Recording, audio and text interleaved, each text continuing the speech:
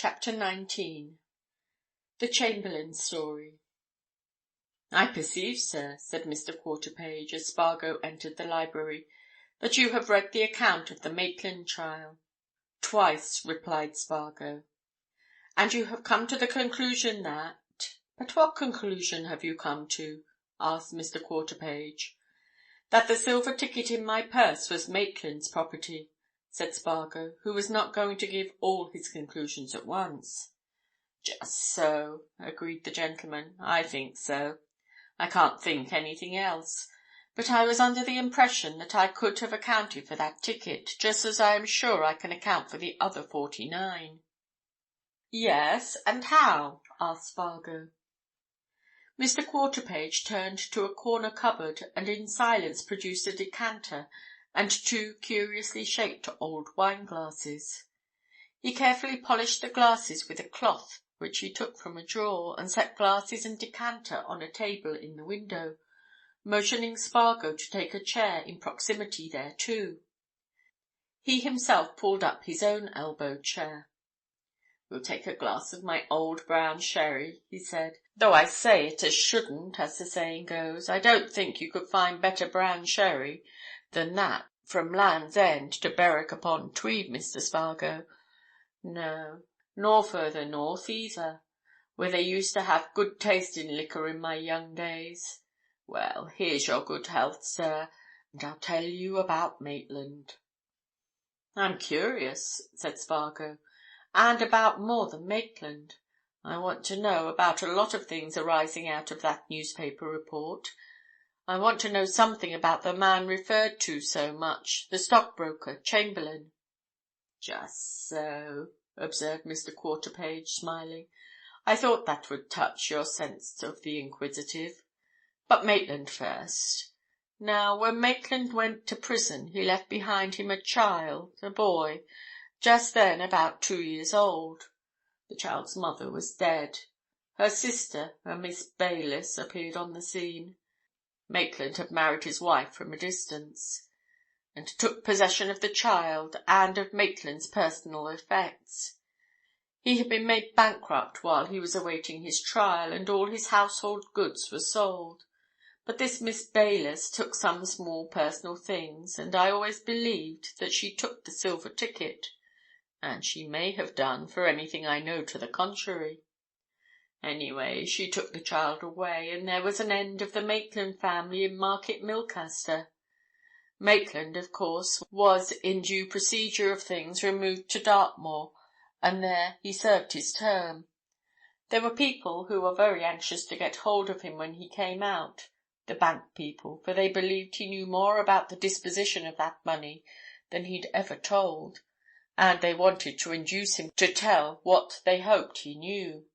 Between ourselves, Mr. Spargo, they were going to make it worth his while to tell." Spargo tapped the newspaper which he had retained while the old gentleman talked. "Then they didn't believe what his counsel said, that Chamberlain got all the money?" he asked. Mr. Quarterpage laughed. "No, nor anybody else," he answered. "There was a strong idea in the town—you'll see why afterwards—that it was all a put-up job, and that Maitland cheerfully underwent his punishment knowing that there was a nice fortune waiting for him when he came out. And, as I say, the bank people meant to get hold of him. But though they sent a special agent to meet him on his release, they never did get hold of him. Some mistake arose. When Maitland was released he got clear away. Nobody's ever heard a word of him from that day to this, unless Miss Bayliss has." "Where does this Miss Bayliss live?" asked Spargo. "Well, I don't know," replied Mr. Quarterpage. "She did live in Brighton when she took the child away, and her address was known, and I have it somewhere. But when the bank people sought her out after Maitland's release, she, too, had clean disappeared, and all efforts to trace her failed. In fact, according to the folks who lived near her in Brighton, she'd completely disappeared, with the child, 5 years before. So there wasn't a clue to Maitland. He served his time, made a model prisoner. They did find that much out. Earned the maximum remission, was released, and vanished. And for that very reason, there's a theory about him in this very town to this very day." "What?" asked Spargo. "This, that he's now living comfortably, luxuriously abroad on what he got from the bank," replied Mr. Quarterpage. "They say that the sister-in-law was in the game, that when she disappeared with the child she went abroad somewhere and made a home ready for Maitland, and that he went off to them as soon as he came out. Do you see?"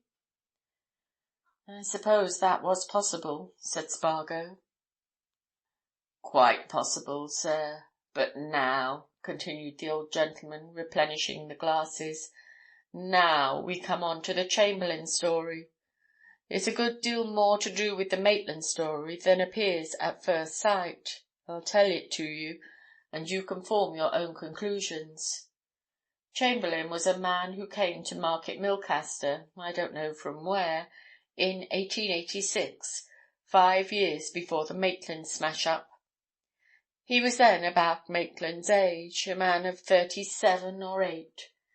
He came as clerk to old Mr. Vallis, the rope and twine manufacturer. Vallis's place is still there at the bottom of the High Street, near the river, though old Vallis is dead. He was a smart, cute, pushing chap, this Chamberlain. He made himself indispensable to old Vallis, and old Vallis paid him a rare good salary. He settled down in the town, and he married a town girl, one of the Corkindales, the saddlers, when he'd been here 3 years. Unfortunately, she died in childbirth within a year of their marriage. It was very soon after that Chamberlain threw up his post at Vallis's and started business as a stock and share broker. He'd been a saving man. He'd got a nice bit of money with his wife. He always let it be known that he had money of his own, and he started in a good way. He was a man of the most plausible manners. He'd have coaxed butter out of a dog's throat if he'd wanted to. The moneyed men of the town believed in him. I believed in him myself, Mr. Spargo. I'd many a transaction with him, and I never lost aught by him. On the contrary, he did very well for me. He did well for most of his clients. There were, of course, ups and downs, but on the whole he satisfied his clients uncommonly well. But, naturally, nobody ever knew what was going on between him and Maitland."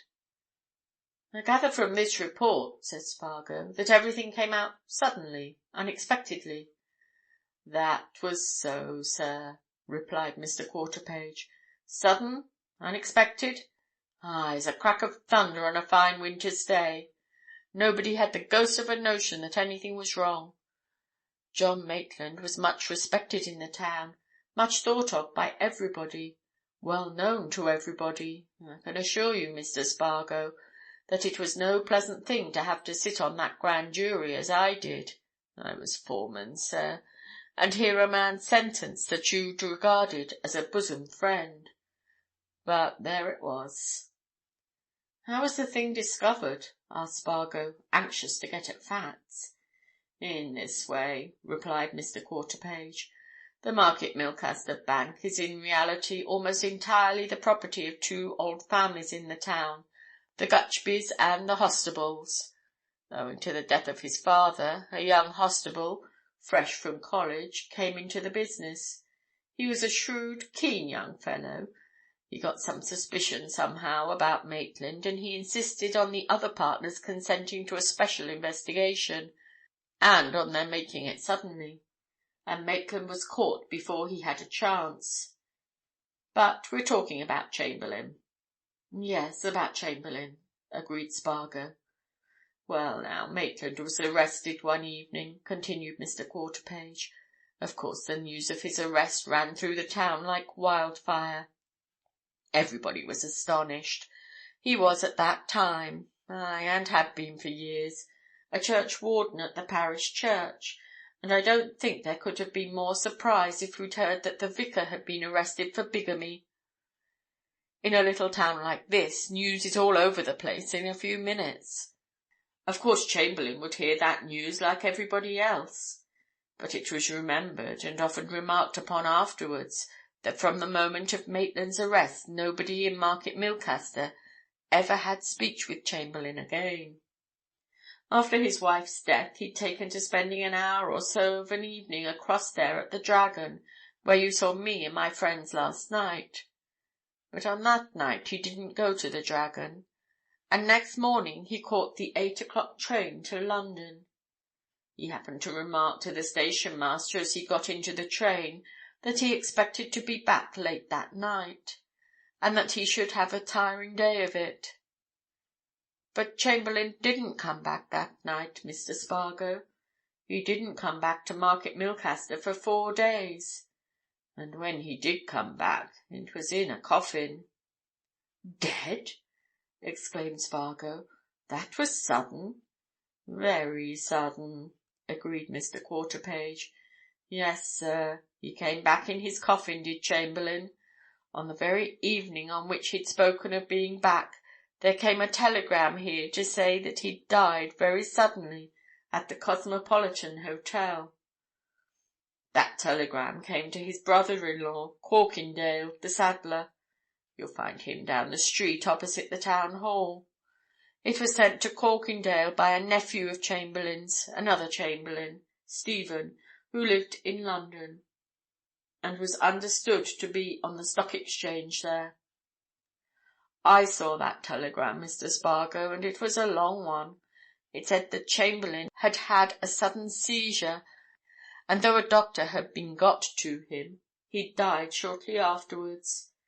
Now, as Chamberlain had his nephew and friends in London, his brother-in-law, Tom Corkindale, didn't feel that there was any necessity for him to go up to town, so he just sent off a wire to Stephen Chamberlain asking if there was aught he could do.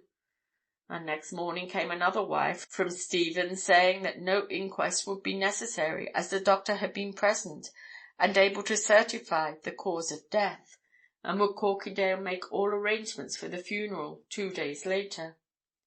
You see, Chamberlain had bought a vault in our cemetery when he buried his wife, so naturally they wished to bury him in it, with her."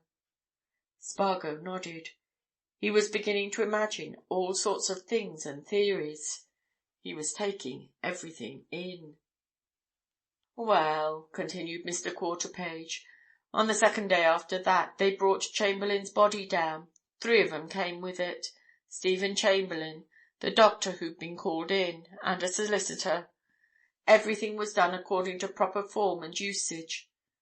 As Chamberlain had been well known in the town, a good number of townsfolk met the body at the station and followed it to the cemetery. Of course, many of us who had been clients of Chamberlain's were anxious to know how he had come to such a sudden end. According to Stephen Chamberlain's account, our Chamberlain had wired to him and to his solicitor to meet him at the Cosmopolitan to do some business. They were awaiting him there when he arrived, and they had lunch together. After that they got to their business in a private room. Towards the end of the afternoon, Chamberlain was taken suddenly ill, and though they got a doctor to him at once, he died before evening. The doctors said he'd had a diseased heart. Anyhow, he was able to certify the cause of his death, so there was no inquest, and they buried him, as I have told you." The old gentleman paused, and taking a sip at his sherry, smiled at some reminiscence which occurred to him. "Well," he said, presently going on, "of course, on that came all the Maitland revelations, and Maitland vowed and declared that Chamberlain had not only had nearly all the money, but that he was absolutely certain that most of it was in his hands in hard cash. But Chamberlain, Mr. Spargo, had left practically nothing. All that could be traced was about £3,000 or £4,000. He'd left everything to his nephew, Stephen. There wasn't a trace, a clue, to the vast sums with which Maitland had entrusted him. And then people began to talk, and they said what some of them say to this very day." "What's that?" asked Spargo. Mr. Quarterpage leaned forward and tapped his guest on the arm. "That Chamberlain never did die, and that the coffin was weighted with lead," he answered. Chapter 20